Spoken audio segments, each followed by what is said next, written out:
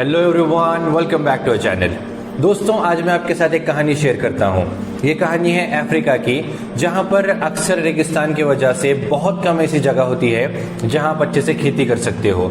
और ऐसे ही एक जगह पर एक किसान रहता था जिसकी एक नदी के किनारे एक छोटी सी खेती थी और वहाँ पर वो अच्छी फसल निकालता और उसका घर भी अच्छे से चलता और अच्छा खासा उसको मुनाफा भी होता। इस तरह के अपनी ज़िंदगी में वो बहुत खुश था। मगर एक बार उसका एक दोस्त उससे मिलने आया और वो उसके पास आकर उसने उससे अपने कारोबार के बारे में कुछ बातें डिस्कस की। उसका वो दोस्त एक हीरो का व्यापारी था। उस हीरे के व्यापारी ने अपने दोस्त के साथ हीरो के बारे में अलग अलग बातें करना शुरू कर दी कि अगर आपके पास इतने साइज का भी हीरा होगा तो उससे आप इतना पैसा कमा सकते हो कि आप इतनी सारी और जमीन खरीद सकते हो। यहाँ तक कि अगर आपके पास कुछ हीरे हो जाए तो हो सकता है तुम्हारे पास इतना पैसा आ जाए कि तुम इससे पूरा ये शहर भी खरीद सकते हो।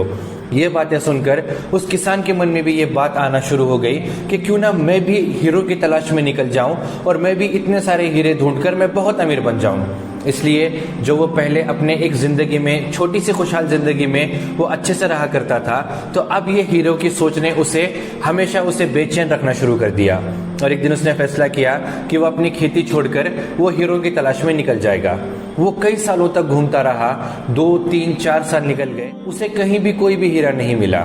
और इसके बाद वो बहुत थक हार कर, बहुत सारा उसके पैसों का भी लॉस हो गया था, बहुत मायूस सा, बहुत निराश सा अपने जिंदगी से वो वापस लौट कर आया। लौट कर आने के बाद एक दिन वो नदी के किनारे बैठा हुआ था। तब अचानक उसकी नजर कुछ ऐसे पत्थरों पर पड़ी जिसके अंदर से रोशनी बहुत तेजी से रिफ्लेक्ट होकर आ रही थी।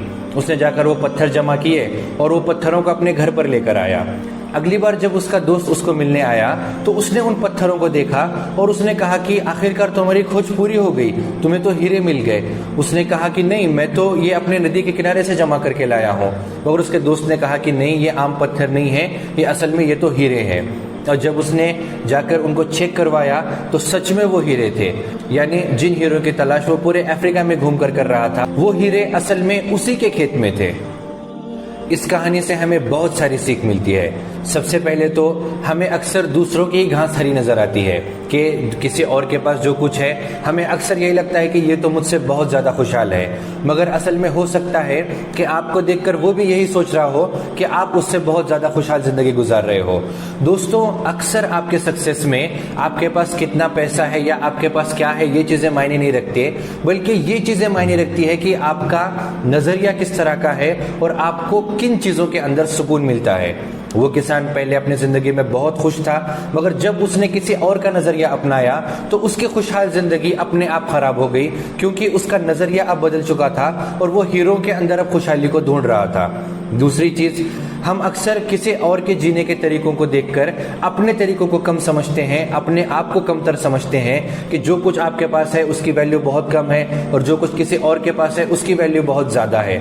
जबकि अगर हमारा नजरिया सही हो तो हमें ये बात समझ में आती है कि हम सब हीरो से भरे हुए खेत पर चल रहे हैं, क्योंकि दुनिया में हर इंसान के अंदर कोई ना कोई ऐसी खूबी होती है। और इंसान अगर अपने खूबी के ऊपर, अपने उन कामों के ऊपर फोकस करे जिसके अंदर उसको मजा आता है, तो वो उसमें आसानी से सक्सेस अचीव कर सकता है और उसको अलग से मेहनत करने की भी जरूरत नहीं पड़ती। इससे हमें एक और चीज समझ में आती है कि दूसरों के सक्सेस स्टोरीज से हमें इंस्पिरेशन तो डेफिनेटली लेना चाहिए कि उन्होंने कितनी मेहनत से, कितने लगन से और क्या कुछ करके उन्होंने इस सक्सेस को अचीव किया है। मगर उसको इतना हावी नहीं करना है कि आप ये सोचने लग जाओ कि उनकी सक्सेस ही रियल सक्सेस है और आप जो कुछ भी कर रहे हो उसकी कोई वैल्यू ही नहीं है। कि अगर आप मार्क जुकरबर्ग का एग्जांपल लेके नया फेसबुक बनाने की कोशिश कर रहे हो, या अगर आप बिल गेट्स का एग्जांपल लेके नया विंडोज डेवलप करना चाहते हो, इसका मतलब है कि आपने उनके सक्सेस स्टोरीज को सही से नहीं समझा। ये चीजें ऑलरेडी हो चुकी हैं। उन्होंने अपनी डेडिकेशन, अपनी मेहनत से इस तरह की एक नए अचीवमेंट्स को उन्होंने अपनी लाइफ में अचीव कर लिया है। अब आपको ये देखना है कि आपका डेडिकेशन, आपका मेहनत किन फील्ड में है और आप अपने नए इन्वेंशंस को आप वहां से डेवलप कर सकते हो। कि हो सकता है कि आप अपने लाइफ में जो करना चाहते हो वो आप उससे बहुत बेहतर तरीके से कर पाओ, इस बजाय इसके कि आप किसी और की स्टोरीज को ही आप जबरदस्ती अपनी सक्सेस में बनाने की कोशिश करो। इसलिए जब हमारा नजरिया सही बन जाता है और हम उन चीजों को पहचान लेते हैं जिसके अंदर हम अपनी कामयाबी को तलाश कर सकते हैं, अपने कामयाबी को हासिल कर सकते हैं, तो आपको सक्सेसफुल होने से कोई नहीं रोक सकता। ये एक छोटी सी मोटिवेशनल स्टोरी थी, उम्मीद करता हूं आपको पसंद आई होगी। अगर आपको ये स्टोरी पसंद आई तो हमें लाइक कीजिए, कमेंट कीजिए और हमारे चैनल को सब्सक्राइब करना ना भूलिए। This is Arshad Syed, thank you so much.